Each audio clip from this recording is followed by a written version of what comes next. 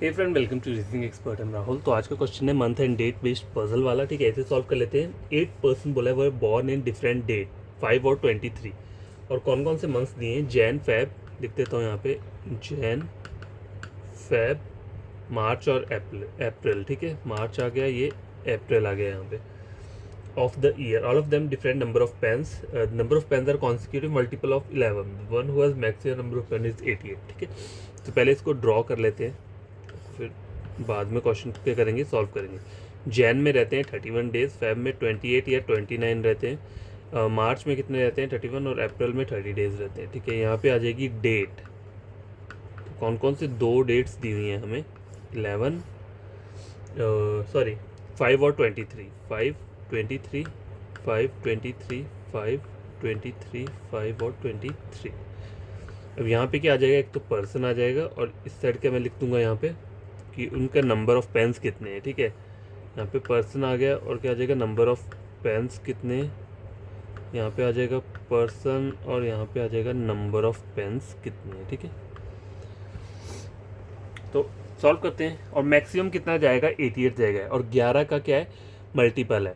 ठीक है, number of pens are consecutive multiple of 11। 11 का मतलब क्या है? सबसे पहले 11 इंटू 1 11, 11 इंटू 2 22, 33, 44, 55, 66, 77 और 88। 88 तक ही लेके जाऊंगा, क्योंकि पर्सन जो है वो कितने हैं टोटल?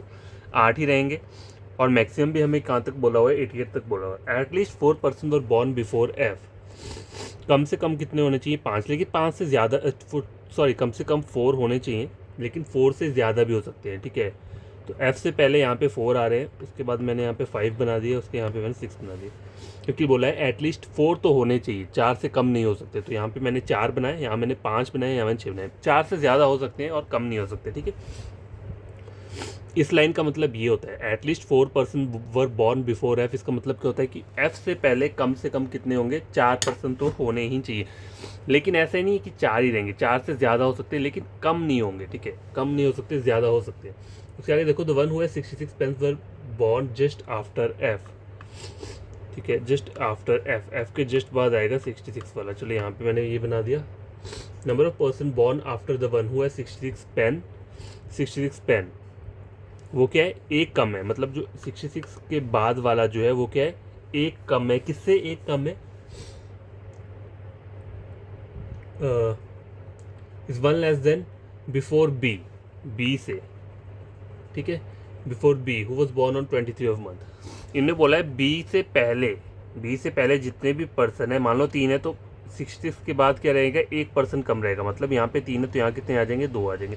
अगर यहाँ पे 2 है तो यहाँ पे 1 आ जाएगा। अगर यहाँ पे 1 है तो यहाँ पे कोई भी नहीं आएगा। ठीक है, अब यहाँ आप देख सकते हो 66 के बाद 2 है, तो बी के बाद कितने आना चाहिए? 3 आना चाहिए। और बी को उन्होंने बोला क्या कि वो 23 ऑफ ए डेट पे बैठेगा। B who was born on 23 of a month. ठीक है, यहाँ पर तो चलो केस 1 तो हो गया।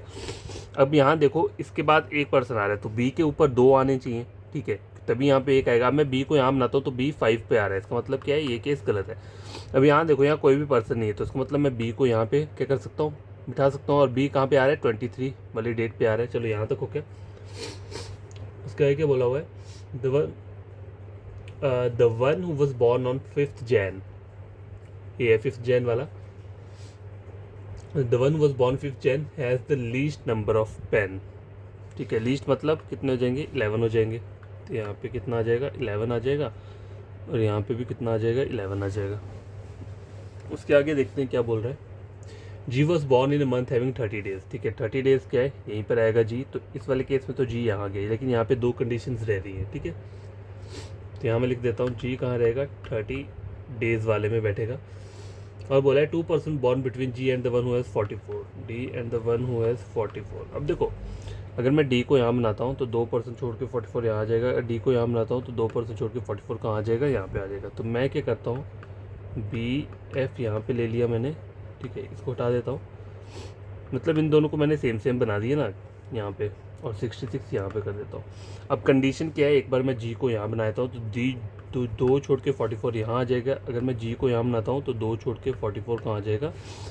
यहाँ पे आ जाएगा। ठीक है, ये कंडीशन होगी यहाँ पे। उसके आगे बोला हुआ है the difference between the number of pens between C and D is 11। ठीक है, इन दोनों के बीच का डिफरेंस जो रहेगा वो क्या रहेगा? 11 रहेगा। और बोला हुआ है, और क्या बोला है आगे, and C has odd number of pen, C के क्या है, ऑड नंबर ऑफ पेन है, मतलब सी क्या आ सकता है, इधर 33 आ सकता है सी, या फिर 6 और क्या होता है ऑड नंबर, सॉरी 66 नहीं, 5 वाला ये आ सकता है, या फिर 77 वाला आ सकता है। ठीक है, 3 केसेस रहते हैं सी के पास।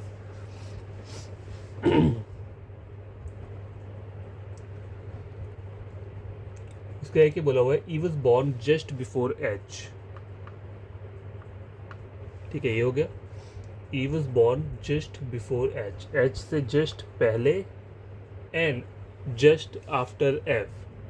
ठीक है, अच्छा, एंड जस्ट आफ्टर एफ ये भी बोला है, एंड जस्ट आफ्टर एफ, तो एफ ई एच एक साथ आएगा, तो एफ ई एच यहाँ पर आ गया। अब देखो एफ यहाँ पे है तो ई एच यहाँ पर नहीं आ रहा है एक साथ, तो इसका मतलब क्या है, ये गलत है, और ये वाला भी गलत हो गया फिर। ठीक है, तो अभी जो केस रह रहा है वो क्या रह रहा है, मेन वाला ये रह रहा है। ठीक है, अब देखो सी और डी के बारे में बोला है ना उन्होंने, तो सी अब ये नहीं पता सी यहाँ आएगा कि यहाँ आएगा, चलो देख लेते हैं आगे। C was not born 5th of a month, मतलब सी यहाँ तो नहीं आ सकता, तो सी यहाँ पर आएगा। ठीक है, उसके आगे बोला है the sum of pens of E and D, sum of pens of E and D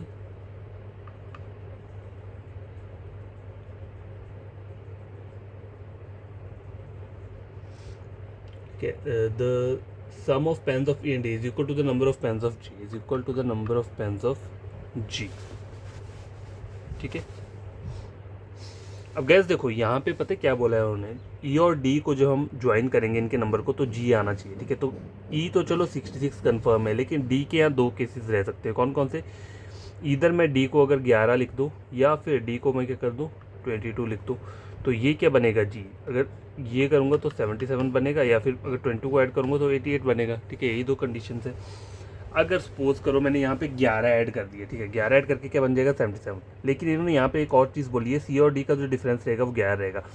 अगर मैं डी को 11 लिख देता हूँ और सी ऑड नंबर का वो चाहिए, अगर सी को 33 लेता हूँ तो 11 का डिफरेंस आ रहा है, नहीं आ रहा है, तो इसका मतलब यहाँ पे डी 11 नहीं आएगा, डी क्या आएगा 22 रहेगा। ठीक है, यहाँ 22 रहेगा, और रिजल्ट क्या आएगा फिर 88 रहेगा जी का। ठीक है, अब देखो और सी और डी का डिफरेंस क्या है, अगर मैं सी को 33 लेता हूँ तो डी क्या आ रहा है फिर 22 आ रहा है, और यहाँ पे डिफरेंस कितना आ रहा है 11 आ रहा है, और सी जो आ रहा है वो क्या आ रहा है ऑड नंबर में आ रहा है, तो यहाँ पे मैं सी को 33 ले लेता हूँ। ठीक है, अब देखो ई ये हो गया, और डी को मुझे यहाँ लेना पड़ेगा, डी को ले लिया मैंने क्या 22, तो जी कितना आ जाएगा 88 आ जाएगा। ठीक है, और सी हो गया 33 और डी कितना हो गया 22। ठीक है,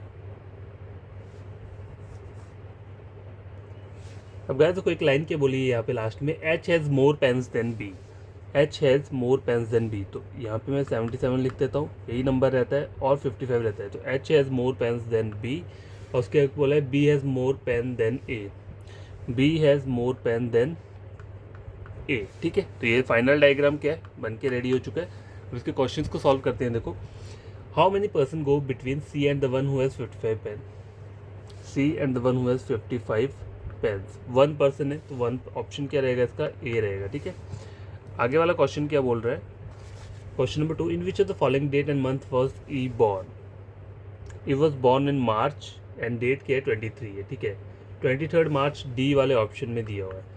उसके आगे बोला है among the following statement is are not true, only 2 person born between F and C. ठीक है, तो ये तो ट्रू बोल रहा है, मुझे जो ट्रू नहीं बोल रहा है वो वाला देखना है। G was born after H, G was born after H, ये भी सही बोल रहा है। B was born on 23 Feb, ये भी सही बोल रहा है। H was born in the month of April, तो यहाँ पे सारे के सारे क्या है ट्रू है, इसमें ऑप्शन नंबर ई रहेगा फिर। ठीक है, if D is related to B, if D is related to B, similar way F is related to,